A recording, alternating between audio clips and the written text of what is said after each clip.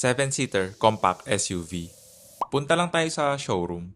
Dito sa Toyota San Fernando. 2026 Toyota Rush GRS. Yung price, 1,208,000 pesos. Same pa rin yung design ng front fascia sa previous model. LED yung headlight, pero walang daytime running light. Yung fog light, halogen. 17-inch two-tone alloy wheels. Naka-disc brakes sa front, drum brakes naman sa rear. Body color yung side mirror cover. Walang camera, wala ring blind spot monitor. Hindi lang ako fan nitong door cladding. Parang mas okay siyang wala. Equipped to ng keyless or smart entry button. Check natin yung interior. Fabric seats. Ganito yung design pattern, pero walang GR na nakalagay. Manual seat adjustment sa driver. Same sa front passenger. Sa door panel, hard plastic. Hard plastic rin yung armrest. Power window switch, pero driver window lang yung automatic. Leather wrap steering wheel. Naka-electronic power steering to, kaya expect nyo na magaan.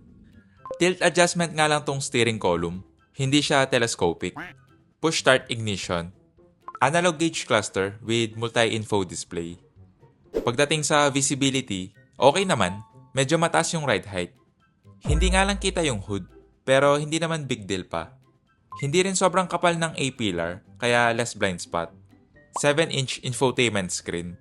Walang volume knob, pero may touch control naman. May auxiliary at USB-A port. 12-volt socket. Naka-automatic climate control. 4-speed automatic transmission. Manual handbrake. Wala nga lang center armrest, pero para sa compact SUV, dapat standard na yon. May 3 cup holders. Hindi nga lang dampen yung glove box. May vanity mirror with light yung sun visor. Same sa front passenger. Iset ko lang yung driver seat sa driving position ko. Check natin yung second row. For reference lang, 5'7" yung height ko. Fabric seats. Sa door panel, hard plastic. Hard plastic rin yung armrest. Power window switch, pero hindi automatic. Nakaset na to sa driving position ko. Yung legroom. Sakto lang yung space. Hindi sobrang luwag, hindi rin masikip. Yung foot space, makakapag-stretch ka pa. Medyo malaki lang yung hump dito sa baba ng railing.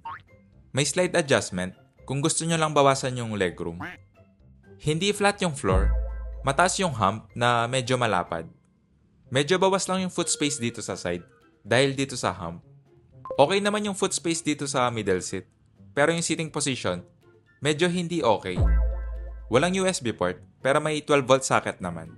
May overhead AC vent with fan speed control. Yung headroom, nasa 4 to 5 inches pa. Okay naman yung seating position, hindi siya upright or 90 degrees. Kasi reclining seat naman to. Hindi ko na i-adjust to, iiwan ko na lang naka-backward position. Check natin yung cargo space. Same pa rin yung design ng rear end, na simple lang tignan.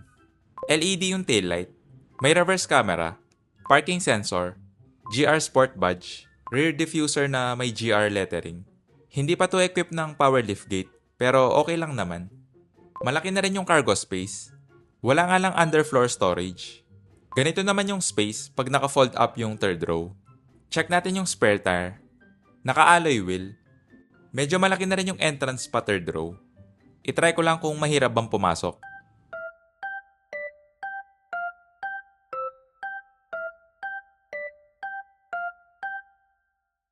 Nakaset tong second row sa backward position, yung legroom. Wala nang space, tumatama na yung tuhod ko sa backrest. Medyo nag-split din ako para magkasya kasi kulang talaga sa knee room. Yung foot space, makakagalaw ka pa ng konti. Yung headroom, nasa 2 to 3 inches pa. Medyo upright lang yung seating position at masikip yung third row para sa size ko.